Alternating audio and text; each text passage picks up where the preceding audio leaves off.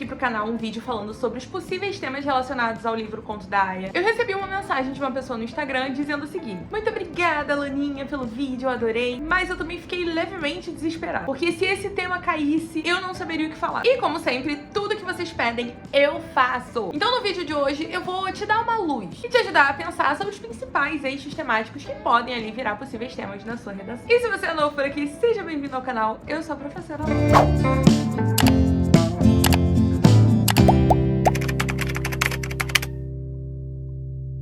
Galera, não é segredo pra ninguém que tem muita coisa que a gente pode aproveitar no Conto da Aia. Então, assim, a possibilidade de temas que poderiam sair desse livro é infinita. Mas eu selecionei aqui alguns que eu acho que dão margem pra você conseguir falar de vários outros temas, sabe? Então, nosso objetivo aqui é focar naqueles temas que vão te possibilitar também falar de outros temas depois. Vamos começar falando sobre controle. Quando eu penso no Conto da Aia, tem alguns temas que eu acho que eles perpassam por todas as outras discussões. E controle definitivamente é um desses temas. Isso porque quando a gente pensa na nossa sociedade, as estratégias de controle que Gilead aplicava, muitas delas foram discutidas quando analisadas na nossa sociedade. Então Gilead vai usar algumas estratégias para disciplinar os corpos dessas pessoas, controlar como eles vão agir, como eles vão falar, para onde eles vão olhar, principalmente dessas mulheres, mas não só das mulheres. Não é como se todos os homens também pudessem fazer qualquer coisa ali. E é justamente esse sistema de vigilância, esse sistema rígido, que vai garantir com que as coisas funcionem ali. Vocês repararam que em Gilead, as próprias mulheres, que são os seres oprimidos, atuam para manutenção desse sistema? Olha que interessante, né? O oprimido atuando para manutenção do sistema de opressão. E aí a gente precisa pensar aqui, na verdade, que quando a gente fala de estratégias de disciplina, de controle dos corpos, muitas vezes a gente vai pensar só na estratégia violenta, da pessoa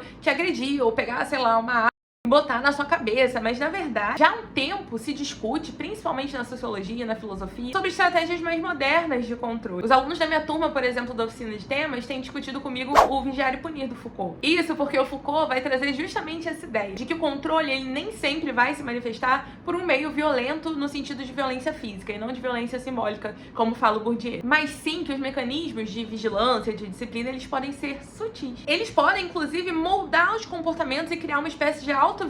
Existe uma cena no livro muito boa pra gente pensar isso. A janela tá batendo, gente, porque tá uma ventania lá fora. Mas a cena é aquela em que entra a nova Uffglen e a Alfred, ela tá ali, tipo, querendo saber mais ou menos o que aconteceu. Mas ela não sabe se aquela Uffglen, ela tá contra o sistema também da mesma forma, né, de modo mais aberto, ou não, se ela não vai falar nada, se ela vai apoiar o sistema pra evitar confusão. Só que aí ela também não fala, ela também se controla. Ou seja, os mecanismos de vigilância, de disciplina dos corpos, eles são tão fortes em Gilead, tão eficazes, que a própria Alfred, ela mesma vai fazer a sua autovigilância, o seu autocontrole, e que vai atuar na manutenção desse sistema. E é interessante porque essa é uma discussão muito atual, né? Quando a gente discute, por exemplo, essas tecnologias de monitoramento que visam garantir a segurança, mas até que ponto elas também não violam a privacidade, né? E aí quando eu falo dessas tecnologias de monitoramento, eu não tô falando só de câmera, mas também controle de dados na internet. Quanto eu relutei pra ter uma Alexa, porque eu pensei, como que eu vou ter um aparelho me ouvindo o dia inteiro dentro da minha casa? É muito esquisito pra mim. E reparem que o nosso controle, ele não vem só do Estado. Não é só o Estado que tem acesso a essas informações, a esses sistemas de vigilância. Mas as grandes corporações também, as grandes empresas também.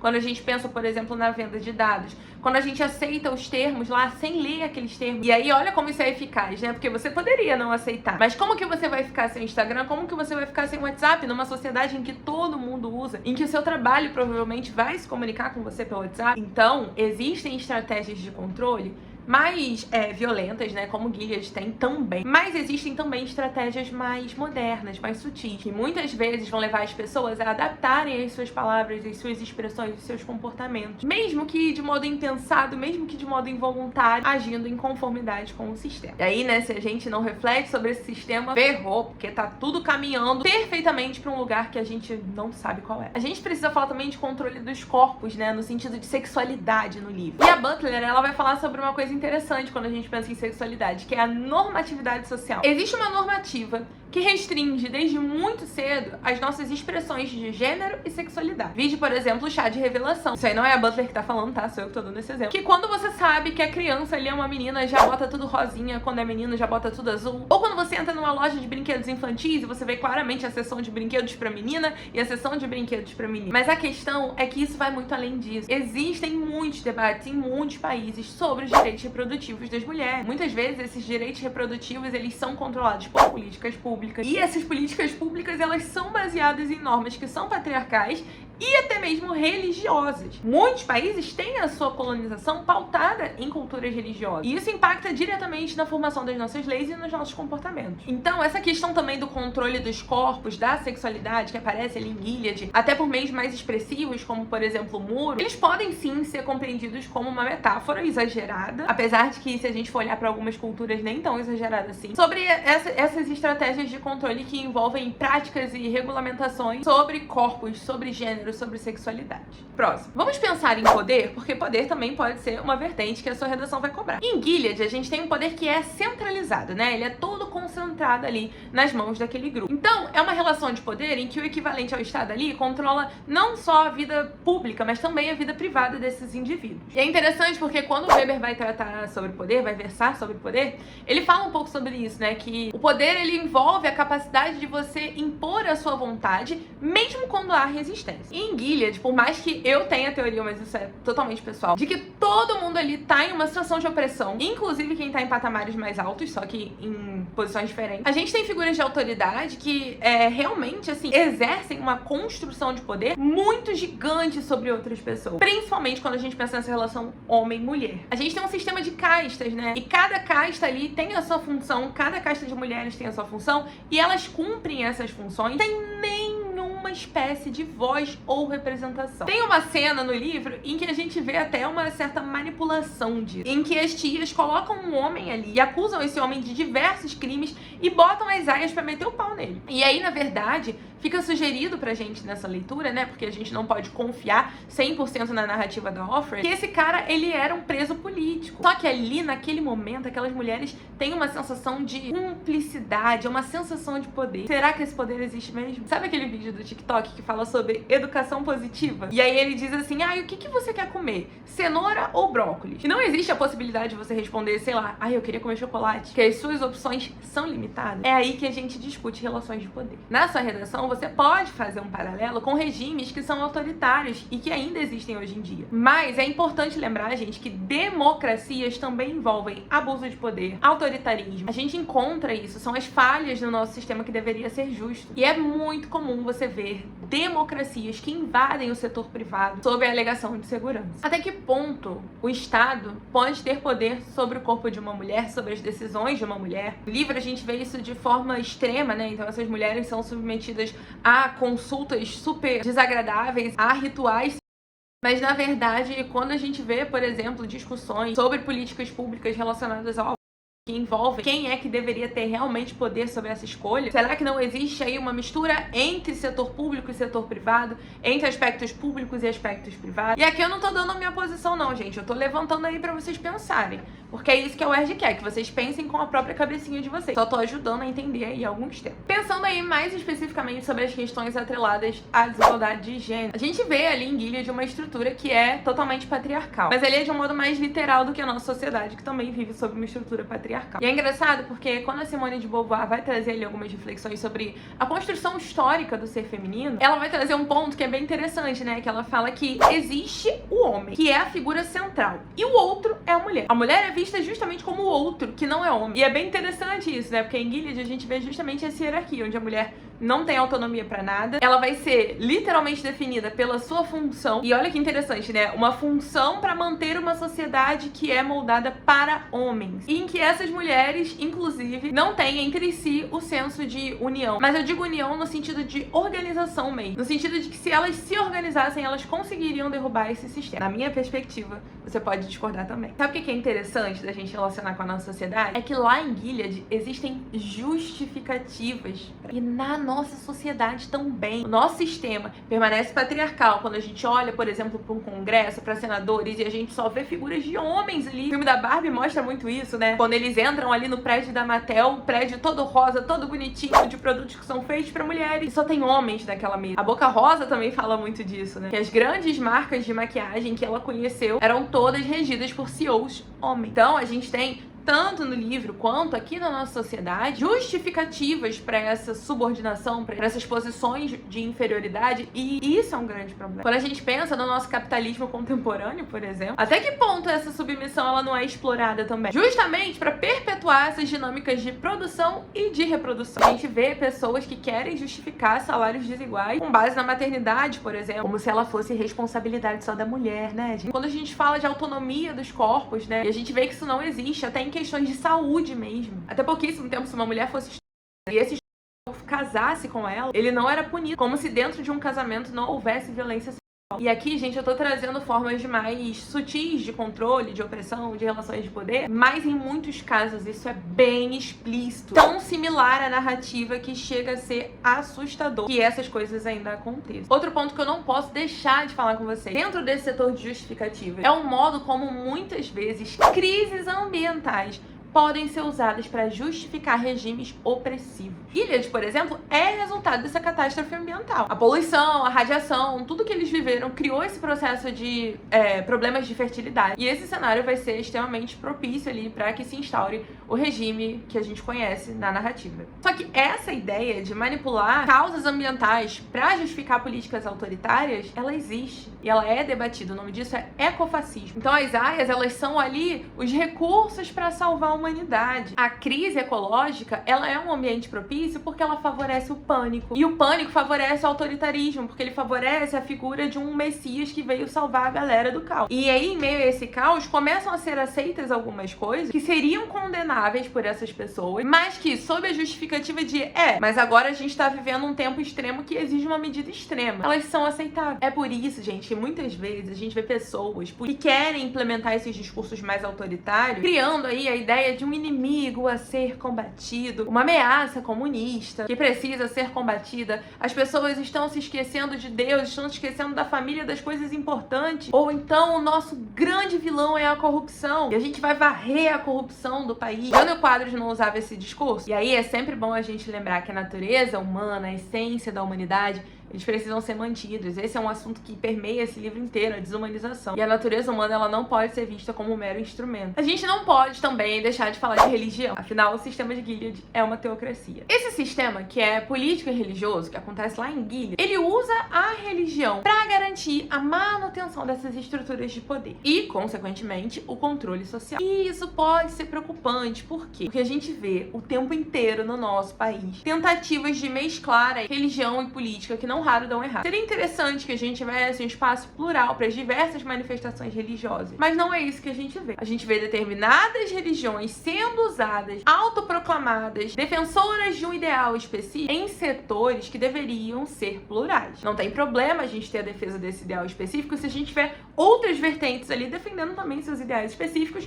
e depois a gente constrói um grande debate, pensa numa política pública ali. Mas na verdade não é isso que a gente vê. Muitas vezes a religião, ela é usada para justificar decisões políticas. Vota em mim porque eu sou o candidato que vai defender Deus. O que isso me diz sobre políticas públicas? O que isso me diz sobre a sociedade? O que isso me diz sobre as demandas que a gente precisa? E aí é claro que isso tudo se mescla com direitos reprodutivos, liberdades civis, porque normalmente esses discursos envolvem políticas mais conservadoras. Isso não quer dizer, gente, que a religião vai ser sempre ruim. O Caim, por exemplo, vai falar que a religião, ela pode ser sim uma ferramenta de coesão social. Então ela pode ser ali uma força integradora. O problema é quando isso se transforma em um mecanismo de exclusão, de hierarquia, da religião que é certa para as outras que são erradas, aquela que pode ocupar um espaço no diálogo político e as outras que não podem. E aí, como que a gente tem uma religião influenciando políticas que determinam quais são as liberdades individuais, especialmente no que diz respeito a mulheres, a minorias? Quantas vezes a gente vê discursos religiosos sendo usados para criar ambientes propícios à opressão? Pontos importantes pra gente pensar. Então, acabando, hein? Eu juro. Vamos falar sobre o papel da resistência e do conformismo na narrativa e o que a gente pode pensar sobre isso fora do livro, né? Existe uma galera na sociologia que vai trazer a ideia de que o comportamento humano, ele é sim moldado pelas estruturas sociais, mas que podem haver práticas de resistência. E a gente vê que muitas vezes, ali no conto da Aya, a gente vai ter personagens como a Uthglen, por exemplo, que mesmo naquele sistema repressivo, vão expressar para as pessoas de confiança o seu descontentamento e vão tentar se organizar e ver formas ali de lidar com aquilo tudo, né? Só que isso, gente, não precisa ser uma rede clandestina, como a gente vê ali no Mayday. Às vezes, um gesto de solidariedade, ele já vai ser uma forma de de resistência em um sistema opressivo. A própria arte, por exemplo, ela pode servir como um mecanismo de resistência e uma forma de desafiar o sistema, mesmo que de modo limitado. Só que a gente vê também um outro momento da narrativa em que a Ufford, ela começa a ter um pouquinho ali de alegria eu acho que é até forçar a barra, né? Ela começa a ter um pouquinho de contentamento quando ela começa a se relacionar com o Nick e tudo mais. E aí ela vai deixando um pouco de lado esse discurso da resistência. Ela não quer mais debater sobre isso, ela não quer nem mais ficar ouvindo sobre isso, porque ela encontrou ali uma espécie de conforto. De novo, conforto também é uma palavra muito forte, mas assim, um modo de sentir alguma coisa que não seja dor, sofrimento o tempo inteiro. Pronto. E isso denuncia pra gente um aspecto muito interessante das nossas sociedades, que é, às vezes, a gente pensa assim, poxa, mas tá todo mundo triste, todo mundo infeliz e ninguém faz nada. Mas é porque as pessoas estão tão anestesiadas em tanta dor que só pensar naquilo já é muito cansativo. A pessoa vai lá, trabalha o dia inteiro, pega um ônibus lotado, professores aí da rede pública como eu, trabalhos braçais mesmo, que esgotam a gente, aí chega no final de semana que você tem tempo de respirar e ir pra uma praia e você vai pensar em como você vai lidar com aquele sistema pra quebrar o sistema. Não vai acontecer. As pessoas ficam entorpecidas. Esse conformismo, ele não vem porque a Ufford é uma nojenta, mas sim porque ela encontrou ali no meio daquele caos um jeito de ter um respiro. O Primo Levi vai falar disso, né? Quando ele escreve ali o É Isso um Homem, que muitas pessoas nos campos de concentração, elas acabavam colaborando com os soldados porque ali elas tinham pequenos benefícios, sabe? E muitas vezes, em um contexto de crise, esse conformismo, ele vai ser o que vai garantir a sua estabilidade. Ele é uma forma de você se prevenir, de você se blindar de tanto medo que existe dentro de você. Vem dar oi, pessoal. Dá oi. Aproveita que você tomou banho hoje aí, ó. Vai aparecer bonitinha no vídeo pra vocês. E qual é o grande problema, né? É porque esse livro mostra pra gente como que esse conformismo, por mais que ele seja compreensível, muitas vezes ele vai esgotar os movimentos de resistência e vai atuar também como perpetuador, como um mecanismo de controle perpetuador desses sistemas opressores. E aí eu reforço aqui, gente, sistema opressor não é só ditadura, a gente tem opressão nas democracias também. E pra gente fechar, vamos falar de temas que envolvam questões relacionadas à identidade e memória. O livro todo, ele é uma suposta memória da Ufford, né? E a partir daí a gente vê pelas notas históricas que os cientistas vão encontrar essas gravações e vão estudá-las, vão buscar aquelas pessoas, saber se aquelas pessoas existiram ou não e criar estudos em cima daquilo. Então olha como foi importante ter esse registro, essa memória da Ufford narrar, mesmo que não seja um registro confiável. Mas existe um ponto aí até lá dessa questão da memória, que é a perda da identidade. Esse livro é uma confusão pros alunos, gente. No começo do ano, na turma UERJ, eu brincava com os alunos da turma extensiva falando assim, gente, quando ela deita na cama, ferrou. Porque aí começa aquele texto super confuso, a gente não entende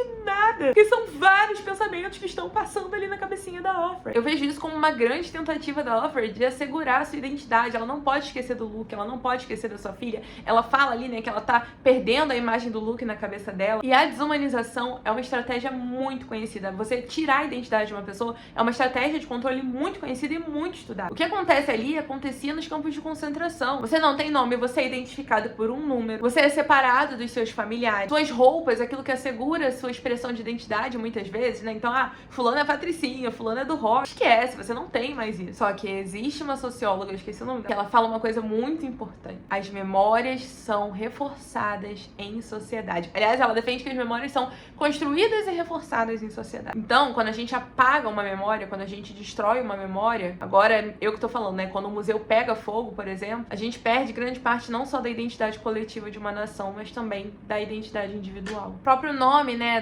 das aias ali, do Fred, do Glenn, é um exemplo de como Gilead apaga tudo que existe ali relacionado à identidade dessas mulheres e usa isso como forma de controle. Ali elas não são mulheres, elas são objetos, elas são propriedade. A gente também vê em contextos de censura, de repressão, a manipulação da memória coletiva, da memória individual. É por isso que quando a gente vê um político dizer, por exemplo, que não existiu ditadura no Brasil, isso é extremamente assustador, não só porque a gente já viu isso acontecer em vários momentos autoritários, inclusive registrados por meio de estudos, de artigos científicos das ciências humanas, das ciências sociais. Isso é tão preocupante. É ver pessoas apoiarem esse discurso. Quando a gente controla uma narrativa histórica, quando a gente molda uma identidade nacional, fica muito mais mais fácil que um regime autoritário se instaure e até tendo ali a adesão de muitas pessoas. E aí lembra que a gente falou como que existem contextos que favorecem essa implementação do regime? Lembra como a gente falou que práticas autoritárias também permeiam democracias? Pois é, em regimes autoritários, muitas vezes essa forma de reescrever a história, ela acaba fortalecendo a narrativa que se quer passar. Daí a importância da gente ter contato com múltiplas visões de mundo, que é o que os algoritmos muitas vezes tiram da gente, né, gente? Tem vídeos no TikTok que eu acho muito maneiros, mas eu não curto, porque eu não quero que ele me sugira 10 vídeos daquilo. Eu gostaria